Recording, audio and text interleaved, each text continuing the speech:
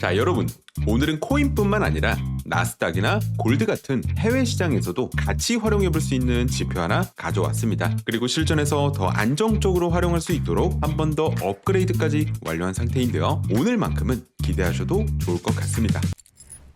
자, 지표부터 추가해 볼게요. 트레이딩부 상단 지표 클릭, 검색바에 피봇 트렌드라고 검색 후 이 차트 프라임이 만든 지표를 추가하시면 됩니다. 자, 먼저 이 지표가 다른 추세 지표와 어떤 점에서 다른지부터 알아볼게요. 이 대부분의 추세 지표는 가격의 이 평균값을 기준으로 움직입니다. 그래서 추세를 따라가긴 하지만 반응이 이렇게 늦거나 갑작스러운 이런 변동성이 나오면 흔들리는 경우가 많은데요. 이 피봇 트렌드 지표는 가격의 평균이 아니라 실제로 시장이 방향을 바꿨던 지점, 즉 고점과 저점 구조를 기준으로 움직입니다. 이 차트를 보면 가격이 그냥 오르고 내리는 게 아니라 고점을 만들고 저점을 만들면서 이 방향을 정하잖아요. 이 피봇 트렌드는 그 중에서 의미 있는 스윙 하이와 스윙 로우를 자동으로 찾아서 그 구조를 기준으로 지금 시장이 상승 흐름인지 하락 흐름인지를 보여준다라고 이해하시면 돼요.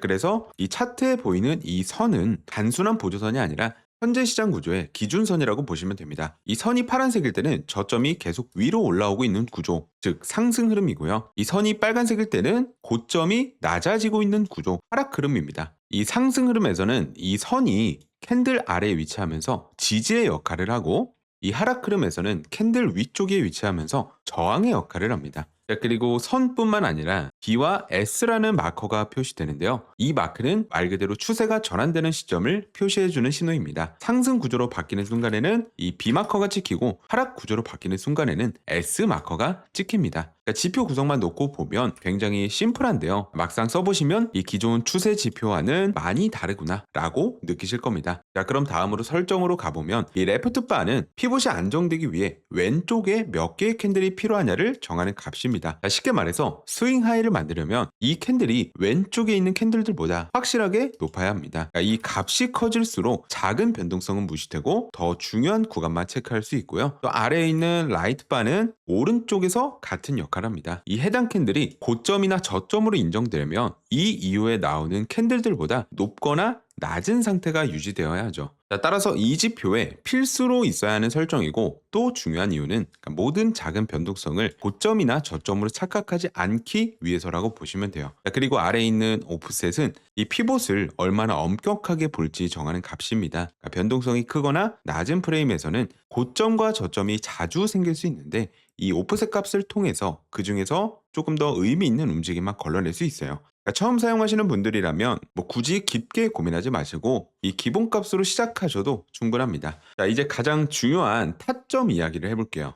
이 지표는 두 가지 방식으로 타점을 잡을 수 있습니다. 하나는 마커 신호가 나오는 추세 전환 구간에서 진입을 하는 방법이고, 두 번째는 추세가 만들어진 이후에 이 추세선을 기준으로 리테스트하는 구간에서 진입하는 방법입니다. 자, 먼저 차트에 보이는 BS 마커부터 말씀을 드릴게요. 이 B 마커는 추세가 하락에서 상승으로 전환되는 시점, S 마커는 추세가 상승에서 하락으로 전환되는 시점을 표시한다고 말씀을 드렸죠. 그래서 이 마커를 기준으로 상승 전환 구간에서는 롱 포지션, 하락 전환 구간에서 숏 포지션을 고려할 수 있습니다. 다만 이 방식은 추세 초입 구간을 잡는 방식이기 때문에 변동성이 크고 손절 기준을 짧게 가져갈 수 있는 분들께 더 잘 맞는 전략입니다. 두 번째 방법은 추세가 전환된 이후에 지속되는 구간에서 포지션을 진입하는 방법인데요. 지금 이 구간을 보시면 이 마커가 나온 이후에 상승 추세가 지속되고 있었습니다. 그리고 단기 조정을 받으면서 파란색 선까지 하락을 했는데요. 이때 파란색 선 부근에서 지지를 받고 다시 위로 올라가는 구간이 나오면 상승 추세가 유지되고 있는 구간으로 해석할 수 있고, 롱 포지션을 고려할 수 있습니다. 자, 반대로 숏 포지션은 S마커 이후에 캔들이 빨간 선 부근에서 저항을 받고 내려가는 구간에서 고려해 볼 수 있겠죠. 자, 그리고 두 가지 타점 모두 손절은 이 기준선을 터치한 캔들의 고점이나 저점으로 잡아주시면 되고, 자, 익절은 손익비 1.5에서 2배 정도 가져가시는 게 가장 무난합니다. 자, 여기까지가 기본 피봇 트렌드 지표에 대한 설명이고요. 제가 이 지표를 직접 사용해보기도 하고 여러 구간에서 테스트도 해본 결과 확실히 한쪽 방향으로 강한 추세가 나올 때 활용하기 좋은 지표였습니다. 하지만 단점이라고 하면 추세 지표의 특성상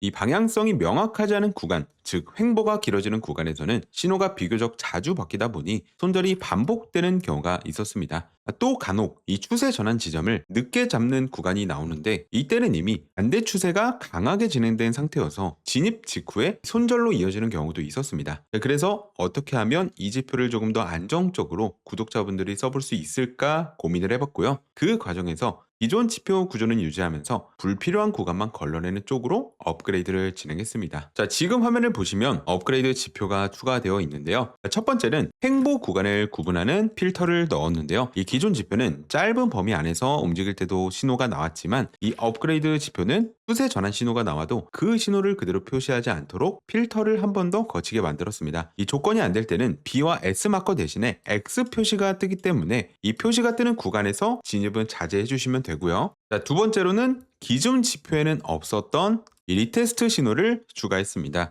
보통 초보자 분들이 리테스트 구간에서 진입 타점 잡는 걸 어려워하시는데요. 그래서 신호로 만들어뒀고 지지선이나 저항선에 닿는다고 해서 바로 신호가 나오는 게 아니라 실제로 지지나 저항을 받는지 체크하는 기준값을 넣어뒀고 이 기준값이 충족해야 리테스트 신호가 나오게 됩니다. 마지막 세 번째로는 우측 상단에 상위 타임프레임의 추세를 볼 수 있는 대시보드를 만들어뒀는데요. 이 기본값은 1시간, 4시간 1봉으로 볼 수 있게 세팅을 해뒀고 이 설정 창으로 가서 원하는 봉으로 직접 바꿀 수 있습니다. 이 상위 프레임 추세를 볼 수 있게 만든 이유는 이 업그레이드 지표는 주로 5분봉에서 15분봉까지 사용하기 좋습니다. 그리고 리테스트 신호에서 진입했을 때 이 장기 추세를 보고 진입을 하는 게 좋기 때문에 리테스트 전용으로 추가를 해뒀고요. 따라서 BS 마커 신호를 보고 진입할 때는 크게 신경 안 쓰셔도 됩니다. 자, 그럼 업그레이드 지표를 활용해서 타점 잡는 방법을 알려드릴 건데 이 BS 마커 진입 방법은 제가 앞에서 설명드렸으니까 그대로 진입은 똑같이 하시면 되고요. 리테스트 신호가 나올 때 진입하는 방법만 설명을 드릴게요. 자, 차트는 비트코인 15분봉으로 세팅되어 있고요. 이 상위 타임 프레임은 30분, 60분, 240분으로 세팅이 되어 있습니다. 먼저 매수 타점 구간부터 볼게요. 첫 번째, B마커가 나오고 선이 파란색 선으로 전환되는지 체크. 두 번째로 이 되돌림 구간 이후에 캔들이 파란색 선에서 지지를 받는지 체크. 세 번째로 지지받고 반등이 나오는 구간에서 캔들 아래 리테스트 롱신호 체크. 네 번째로 상위 타임 프레임이 최소 2개 이상 상승 추세로 되어 있는지 확인. 이 네 가지 조건이 모두 성립하면 다음 봉 시초가에 매수 포지션 진입이 가능하고 이 손절은 파란색 선을 터치한 캔들의 저점으로 짧게 잡아주시면 되고 익절은 손익비 1대2 세팅 후 지켜보도록 하겠습니다.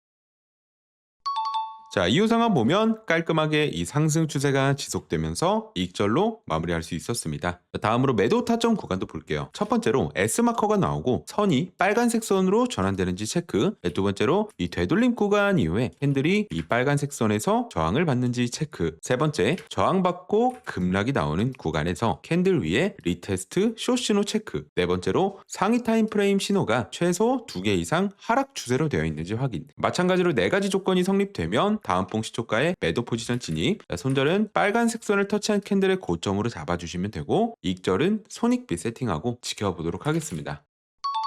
자, 진입 이후 역시나 하락 추세가 지속되면서 이번 타점도 이익절로 마무리할 수 있었습니다. 자, 여기까지는 제가 비트코인 기준으로 설명을 드렸고요. 그리고 최근에 이런 질문을 정말 많이 받고 있습니다. 이 지표가 뭐 나스닥이나 골드 차트에서도 잘 맞는지 아니면 코인 전용으로 만든 지표인지 좀 궁금해하시는 분들이 많으시더라고요. 제가 업그레이드한 유튜브 영상은 모두 설명을 코인 차트로만 했을 뿐이지 나스닥이나 골드라고 해서 지표가 안 맞는다거나 이 타점 승률이 떨어지는 건 전혀 아닙니다. 왜냐하면 저는 이 지표를 만들 때 특정 종목 하나만 놓고 만드는 게 아니라 비트코인, 나스닥, 골드처럼 거래량 많고 많이들 보시는 종목들은 전부 같이 보면서 테스트를 합니다. 말씀보다는 차트를 직접 보시는 게 이해가 더 빠르실 것 같아서 지금부터 나스닥 차트를 먼저 한번 보겠습니다. 이 나스닥 15분봉 차트고요. 방금 전에 설명드린 피벗 트렌드 업그레이드 지표를 그대로 적용해 놓은 상태입니다. 타점이 나온 구간들을 보면 BS 마커가 나온 이후 신호 방향대로 추세가 그대로 이어지는 구간도 확인할 수 있고 리테스트 신호가 나온 이후에 추세선 시선이 유지가 되면서 자연스럽게 수익으로 이어진 구간들도 같이 볼 수 있습니다. 자, 다음으로 골드 15분봉 차트고요. 이 구간에서도 B마커가 나온 이후에 상승 추세가 비교적 크게 이어졌고 또 횡보 구간에서는 X 신호가 잘 표시되면서 불필요한 진입을 피할 수 있는 구간도 나옵니다. 자, 이후 S 마커가 나온 다음에는 하락 추세가 비교적 깔끔하게 진행된 모습도 확인할 수 있어요. 자, 오히려 골드 차트에서 승률이 더 높게 나오고 있죠. 자, 결론은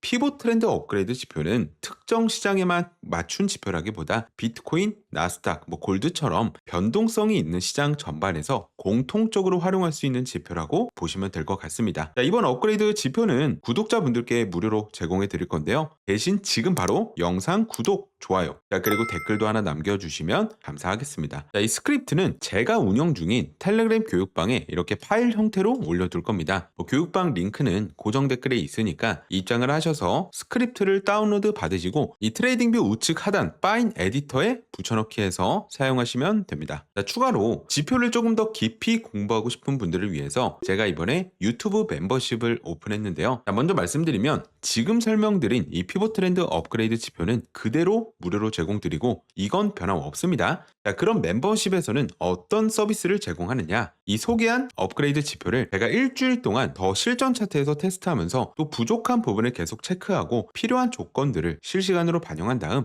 한 번 더 업그레이드하고 이 리빌딩된 최종 버전을 멤버십 전용으로 제공할 예정입니다. 또 멤버십 전용 교육 자료도 함께 배포드릴 예정이니까 많은 관심 부탁드립니다. 이 멤버십 가입은 코인트랩 채널에 들어가셔서 멤버십 가입 버튼 누르시면 바로 가능하고요. 이 가입 채널로 바로 이동할 수 있는 링크도 댓글에 함께 남겨두도록 하겠습니다. 자, 관심 있으신 분들만 부담 없이 참고해 주시면 될 것 같습니다. 자, 그럼 오늘 영상은 여기서 마무리하고 다음 영상도 더 좋은 전략으로 찾아뵙도록 하겠습니다. 감사합니다.